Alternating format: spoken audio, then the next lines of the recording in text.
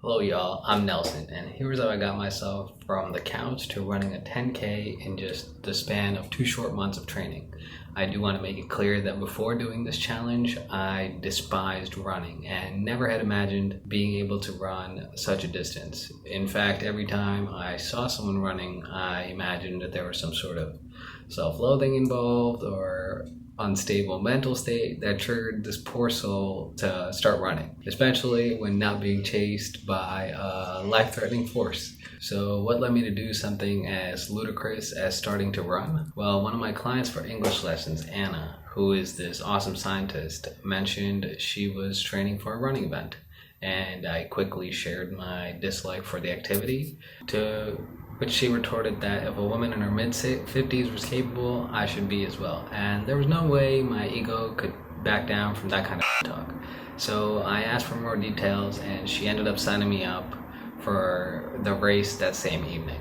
The race was scheduled for June 9th, and we were in the first week of April. So I literally had 2 months to find a plan and execute. Not much time to waste, so I got home and began researching, and the following plan seemed ideal for me and the time frame I had. So here it is. If you're interested in following along, I'll comment it down below, and you can copy and paste it into your own Google Doc or print it out just as is. I've also added some helpful tips that I picked up along the way. So the program is 8 weeks and 3 days of running each week. So a total of 24 days, including the race day. So I had my plan now to execute. Just a friendly reminder, every body is different and we all adapt and change at different rates. Prior to this regimen, I had never specifically trained for running, but I was in decent shape and did other forms of cardio like jump rope. So this may not work exactly as planned for everyone. However, do not let that stop you. Give it a shot and adjust it based on how you feel and perform. Some of you may need more than 8 weeks, others less. And if you're completely new to fitness and would like to adopt running as your activity, I highly recommend it, as it has many great benefits, is low cost, and is available to anyone, anywhere. You'll see how I continue to train even while vacationing across Europe. And if you aren't in great shape but still want to start a journey towards running, try out this beginner program. I'll put it in the description down below. It will help you get on your feet and being able to run a mile in about a month or so, and you can slowly build up from there. Since I had never embarked on such a challenge before, I decided to document my progress and made a playlist of videos that were filmed after each one of my runs. This way I could monitor how I felt and track my progress. I also used a free app called Runkeeper, which kept track of all my distance, my times, and my routes. Super cool stuff. So did I accomplish it? Well, I wouldn't be making this video if I hadn't. These were my results. I completed the 10K in 57 minutes and 30 seconds with an 8:57 pace. I placed 2,100th out of about 3,200 contestants. How did the training go? Well, it was definitely difficult. There were numerous times where I felt like quitting, but the crazy thing was I didn't quit, not a single time. This was a shock to myself. I had never committed myself to something like this before, and it was a transformative experience. So what exactly did I learn? What did I come away with? Well, it was much more than just the physique to run for 60 consecutive minutes. Here are the 3 biggest lessons. Firstly, I'd like to confirm that runners themselves are not insane or unstable, and that the runner's high is not a myth. It is very, very real. It is unbelievably real. I've dabbled with things here and there, but this euphoric feeling I experienced after a long run was completely natural and produced entirely by my own body. I went from being sober to this clear-minded state where I wasn't necessarily exhausted, but I was reinvigorated. And I had more clarity and energy before I even started the run. Now, that part is actually kind of insane when you think about it. Secondly, running is a mental battle, and so is life. There were literally several dozen times I wanted to quit. Here are some of the thoughts that ran through my head even during week 7.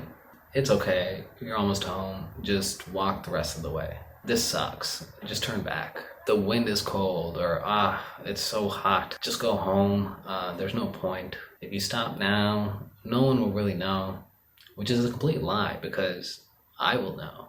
I wanted to quit because of a weak mind, not because my body was incapable. The Navy SEALs, one of the toughest military units in the world, operate under the 40% rule. It states that when your mind is telling you that you are done, you're actually only about 40% done. So when I felt like quitting, I knew that my body still had much more to give. So how did I actually combat this weakness, this desire to quit? Through positive reinforcement, and I had to supply it myself. There was no one beside me, so I had to encourage myself to keep going. Here are some of the phrases I used to push myself to keep going, keep running, so I didn't stop. I can do it. I've already come this far, I've put on the shoes, and I've stepped outside. Usually, step one is almost the hardest step. Don't worry about the time or the distance, just focus on the next step. Come on, bro, keep going. Using my own name felt a bit weird, so words like dude and bro are totally acceptable, Good job, just keep going. These phrases were extremely powerful and it worked. Some may suggest that they become demeaning and aggressive and degrading themselves with harsh language as motivators. Although this may work for a few people, I think positivity will win in the long term. Because when I said that I could do it and I saw myself through the action, it proved two critical things. One, that I could do it. And two, that I was right. Although small, these things were not only encouraging, they helped build my self-confidence, something I needed at the time and still benefit from today. Far more people know and talk about downward spirals. Some lives have spun out of control due to vices and/or problems, external or internal. But not many people talk about upward spirals. They exist and are in fact just as, if not more powerful. It can propel one forward to places that once may have been unimaginable. And this powerful force can all come from within. Thirdly, when it got really tough, instead of looking far ahead of me, I'd look a couple feet ahead and say, okay, I'm gonna get to that tree, then that lamppost, then that bench. And before long, I'd be more than halfway done. So all I would have to do is turn around and head back. And usually once I hit the halfway point, I would feel a surge of motivation.